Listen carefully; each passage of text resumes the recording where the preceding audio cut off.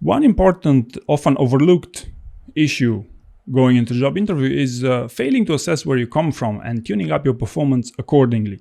Because let's admit it, where you come from shows very well in your CV. It's probably, one of the determining factors for that interviewer to run the discussion in a certain way.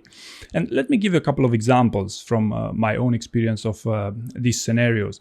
The first one, and probably the most common of all, is that you're coming from an outsourcing business. For example, I once coached a guy working in a senior leadership roles in a construction business.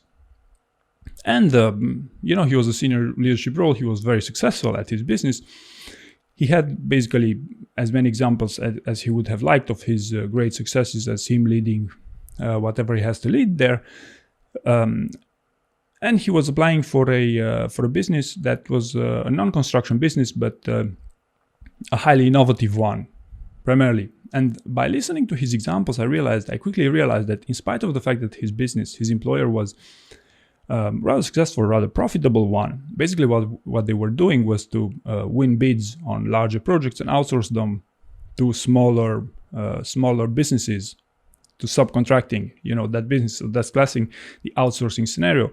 Whereas the business that he was applying for, had nothing to do with that, with such a working environment. They preferred to do everything in-house, right? So he was trying to transition from an outsourced environment to a sourced environment.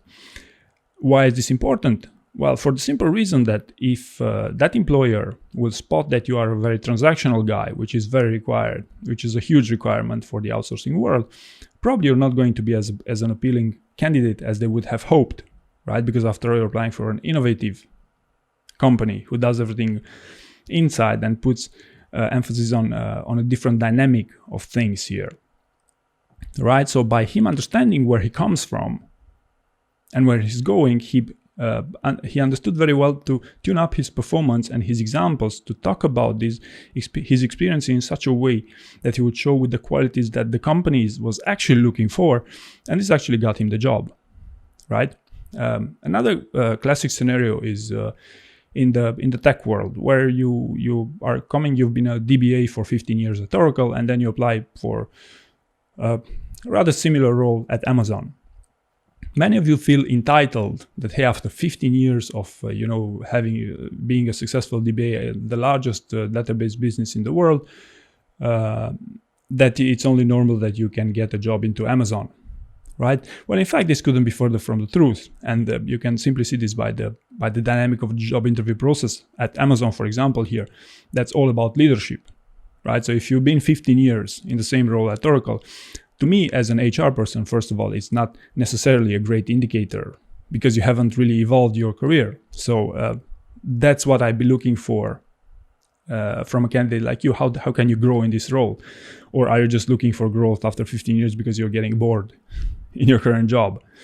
So, truth be said, in terms of innovation, Amazon is in a much better place than Oracle, at least, publicly speaking. So the expectations should be well set. And it's all about, if I'd be a candidate and I'd be working for 15 years in that role, and I'd be proud of it, and I'd say it's a matter of, it's just normal that I want to transition to Amazon, I'd have a very different attitude in the job interview than if I'd acknowledge, that probably I stayed a lot more than many others, or a lot more than high performers in the same role with the same company.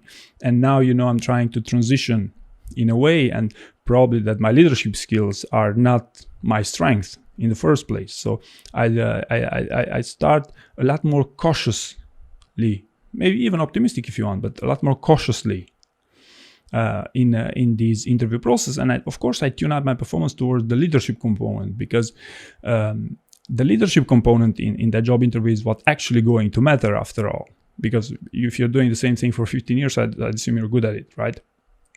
Right, now let's go to another scenario here.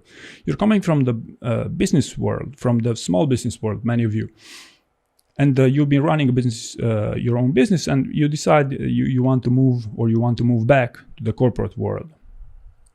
Now, the common scenario here is that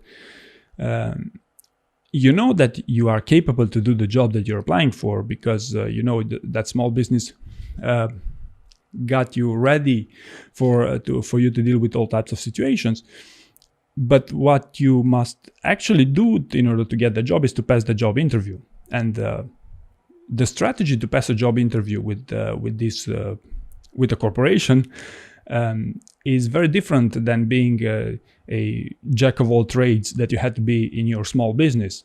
It's a very much a structured process, a laborious process. You must be organized and do one thing, that interviewing, and do it very well.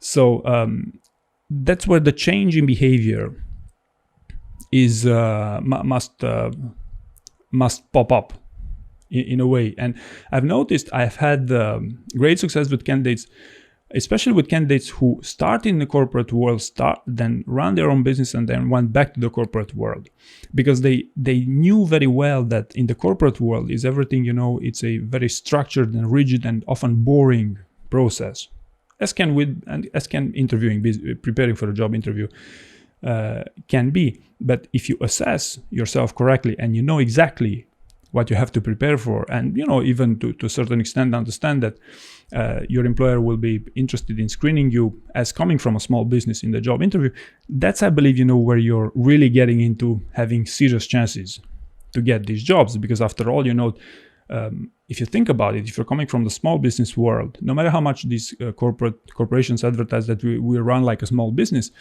at the end of the day, it's a huge jump.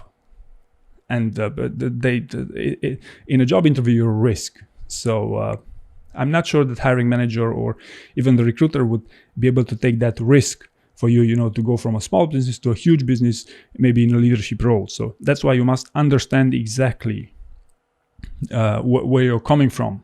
And another scenario here, a very interesting one, is when you're coming from a competitor. Classic example, coming from Microsoft going into Amazon. The dynamic of the conversation will always be geared towards what Amazon in this case is looking from you. And especially if you're applying for a leadership role at Amazon, chances are the conversation will also include elements. They will also ask you for examples of projects that contain confidential information. Because they know you're good, if you've been working at Microsoft for all that time, that of course you're good. But on the other hand, because you've been working for one of their competitors, they know exactly what they're looking for from you. So by asking you that exact thing that they're looking for, they might touch upon sensitive information. Now, the number one thing is to assess here, hey, what they're actually looking for is not to screen me, but rather to understand and not to screen me in the sense of, hey, is this guy good at leadership, but rather to understand, is this guy the right guy for us, right? Is as simple as that. And here, you must understand there's different approaches. There's people who say on the spot, hey, I don't feel comfortable about talking about this project at all. Let's move on to something else. And I believe that's a wrong approach, for example, because, if you are afraid to talk about something for the sake of not spilling the beans on some confidential information, it means that communication is not your strength, right? So if you're coming from a competitor and the conversation will be a difficult one because they might ask you some confidential information, tune up your communication skills, but by no means shy away from the conversation during the job interview. That's my advice here. But the scenario should be clear. You're coming from a competitor, it means they know you're good at what you're doing. The question remains, are you good at what they're actually looking for, actually getting done in that job? And that's why you must feel comfortable talking within that context. And last but not least, it's the scenario where you're coming from a different culture entirely. And the clash of culture is something very significant, and especially for senior roles, because for senior roles, culture is pretty much everything. So if you don't have the culture that they believe, they are 100% sure that you're going to do well there, they rather take their chances with an internal candidate. So coming from another country or from another culture is a very tricky balancing act of your performance during the job interview. So that's why you must focus on showing as the ideal candidate and understand the dynamic of the business very well in order for you to generate trust with that specific employer. So so it's not only about whether you're skilled or not, because probably your CV got you in the job interview, but also understanding that extra thing, going that extra mile to really give them what they want during the job interview. And if you manage to assess that, and if you know exactly where you come from, you're a lot more likely to assess that, and that's when you get the significant push in a job interview.